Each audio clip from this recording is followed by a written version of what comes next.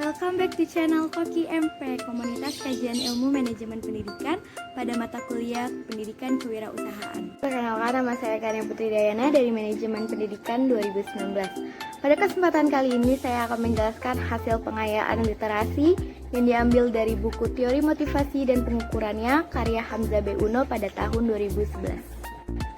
Yang pertama adalah motivasi belajar. Motivasi belajar terdapat beberapa teori yang terdiri dari teori behaviorisme, teori kognitivisme, teori humanisme, dan teori sibernetika.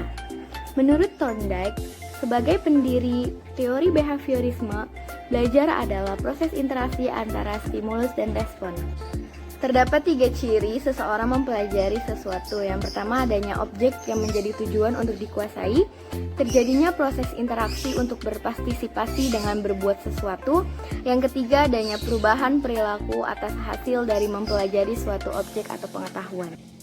Menurut Klaus Meyer, terdapat 3 tahap dalam mempelajari keterampilan. Yang pertama adalah tahap kognitif, yaitu tahap mengkaji ataupun memikirkan bagaimana keterampilan bisa dilakukan.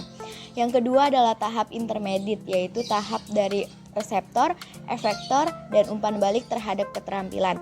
Yang ketiga adalah tahap penyempurnaan, yaitu proses mempelajari atau mempelancar gerakan spesifik dan mengurangi kontrol terhadap keterampilan tersebut.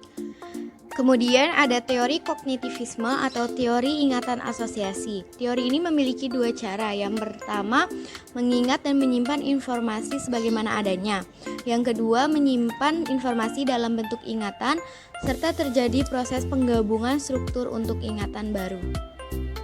Hakikat motivasi belajar. Motivasi belajar adalah dorongan internal dan eksternal pada siswa yang sedang belajar untuk melakukan perubahan tingkah laku.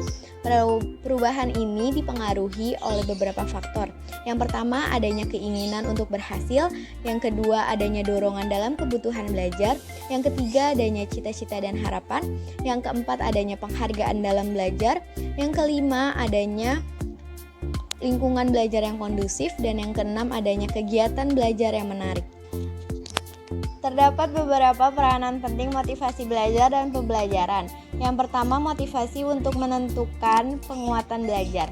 Yang kedua, untuk memperjelas tujuan belajar yang hendak dicapai. Yang ketiga, untuk mengontrol atau mengendalikan ragam rangsangan terhadap belajar. Dan yang terakhir adalah untuk menentukan ketekunan belajar. Motif berprestasi, yaitu motif untuk berhasil dalam melakukan suatu tugas atau pekerjaan. Motif ini untuk memperoleh kesempurnaan. Biasanya motif ini berasal dari dalam diri manusia yang bersangkutan.